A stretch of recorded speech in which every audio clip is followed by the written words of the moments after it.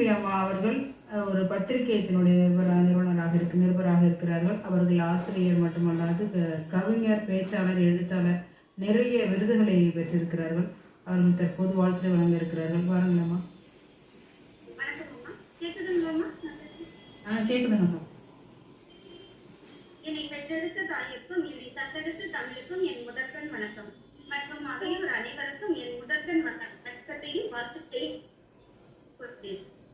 கத்திரை நூற்றாண்டு விழாவில் எனக்கு நல்வாய்ப்பு நல்கிய சிந்தனை சிறகுகள் நாகை சங்கமம் நிறுவனர் திருமதி செல்வராணி ரத்னகுமார் அம்மையார் அவர்கள், திங்கள் முக நாயகி, திறமையில் சுடர்விடும் நாயகி, ஏற்றங்கள் கண்ட நாயகி, ஏடுகள் பல போற்றும் நாயகி, வெற்றி சரித்திர படைப்பிலே வெள்ளித்திரையில் நீர் மின்னிட, ஆனந்த கண்ணீர் கடலில் நாங்கள் மூழ்கிட, கவிதையில் அடங்குமோ என் வாழ்த்து பாடல்.